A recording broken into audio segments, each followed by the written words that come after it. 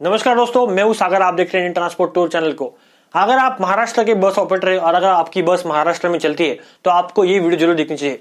महाराष्ट्र के साथ साथ पूरे भारत में कोविड-19 ने जो तहलका मचाया है वो आपके सामने है और इस इंडस्ट्री में मतलब जिस ट्रांसपोर्ट इंडस्ट्री में बात कर रहा हूं उसको सबसे ज्यादा नुकसान हुआ है इस कोविड-19 की महामारी के चलते। तो देखिए दोस्तों, ट्रांसपोर्ट इंडस्ट्री में ट्रक और बस ऐसे दो कैटेगरी। ट्रक्स तो फिलहाल अभी चल रही है पर बसेज जो अभी तक ठीक से शुरू नहीं हो पाई है। और अगर आप इन बसेस को महाराष्ट्र में रन करना चाहते हो, अगर आप बस महाराष्ट्र में चलाते हो तो आपको इन 10 नियमों का पालन करना पड़ेगा। ट्रांसपोर्ट कमिश्नर ऑफ महाराष्ट्र ने ये 10 नियम लागू किए हैं। 1 सितंबर 2020 को इन्होंने एक लेटर जारी किया है जिसमें आपको ये जो सारे नियम है वो आपको देखने को मिल जाएंगे। दोस्तों फिर आज इन्हीं नियमों के ऊपर हम एक नजर डाल लेते हैं। तो सबसे पहले यहाँ पर जो नियम है वो है मोटर व्हीकल एक्ट 1989 के अनुसार 21X जो उनका सेक्शन है उसके अनुसार हम देखें तो सभी बसेस को मतलब कोई भी बस हो उनको सैनिटाइज करना अनिवार्य है। मतलब अगर आपकी बस महाराष्ट्र में चलती है तो आपको आपकी बस कंप्लीटली सैनिटाइज और क्लीनलीनेस रखनी पड़ेगी। दूसरी बात है यहाँ पर अगर आपकी बस कॉन्ट्रैक्ट बस है, जैसे कि किसी स्टाफ के लिए चलती है, मतलब किसी कंपनी के स्टाफ के लिए चलती होगी, किसी स्कूल किसी कॉलेज के लिए चलती होगी, तो इन बसेस में क्या है कि जो लोग हैं वो कुछ समय के लिए आते हैं और कुछ समय के बाद चले जाते हैं। मतलब यहाँ पर एक ही बसेस में बहुत सारे टाइप के लोग आते हैं, मतलब एक शिफ्ट दूसरी शिफ्ट थर्ड शिफ्ट ऐसे करते करते बहुत सारे लोग यहाँ पर कंटिन्यूसली ट्रैवल करते हैं। तो इन बसेस में क्या है कि आपकी गाड़ी जब पूरा लॉट मतलब खाली होकर आएगी, मतलब समझ लीजिए किसी कंपनी में फर्स्ट शिफ्ट के बंदे अगर आपने छोड़े तो वहां पर आपकी गाड़ी फिर से आपको सैनिटाइज करनी पड़ेगी दूसरे लोग आने से पहले। और ऐसे आपको जब आपकी गाड़ी खाली होगी तब आपको गाड़ी को सैनिटाइज और क्लीन करना पड़ेगा, ये इस रूल में लिखा है।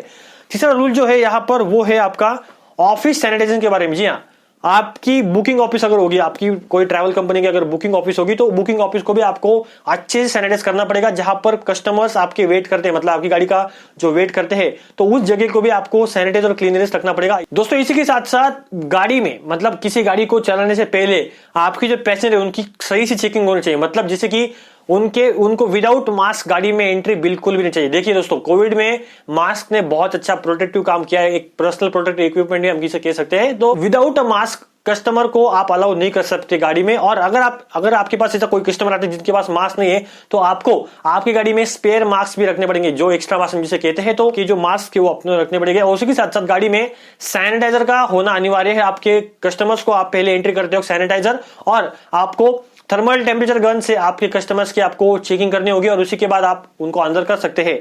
यहां पर छठा जो रूल है वो है आपका कोविड-19 के लिए। तो देखिए दोस्तों, गाड़ियों में जब कोई पैसेंजर एंट्री करता है तो उनकी तरफ आपको अगर कोई लक्षण दिखते जैसे कि सर्दी ताप वगैरह, मतलब जैसे हम जुकाम वगैरह कहते हैं, जुकाम या कोई बुखार वगैरह हो गया, तो इन सर्कमस्टेंस के अंदर इन सिम्टम्स के अगर आप देखते हो तो आपको उनको अलाउ नहीं करना है बस में। चाहे वो कोविड-19 की सिचुएशन मतलब थोड़ी थोड़ी भी सिम्टम्स होगी उनके तो आप उन्हें अलाउ नहीं कर सकते गाड़ी में, ये यहाँ पर लिखा हुआ है। और साथ ही साथ अगर आपकी गाड़ी सीटिंग बस है यानी सीटर बस है तो आपको सिंगल सीट पर सिंगल पर्सन ही बिठाना है। मतलब चाहे वो डबल 2x2 जॉइंट सीट हो या 3x3 जॉइंट सीट हो, तो आपको एक सिंगल सीटिंग रोड पे आपको एक ही आदमी बैठा चाहिए, वो भी एक छोड़ के ऐसे, मतलब एक सीट पे एक ही बंदा, और जिसके कारण सोशल डिस्टेंसिंग का पालन हो सके। दोस्तों इसके साथ साथ सातवां जो पॉइंट है वो भी काफी महत्वपूर्ण है। आपकी गाड़ी अगर चलती है तो आपको बीच बीच में रुकना पड़ता है, जैसे कि टी ब्रेक लंच ब्रेक के कारण। ऐसी जगहों को चूज करते वक्त उन जगहों की भी जिम्मेदारी है वो आपकी है, क्योंकि आपके पैसेंजर वहां पर उतरने वाले हैं। तो आपको अच्छी साफ सुथरी जगह पर ही आपकी गाड़ी खड़ी करनी है और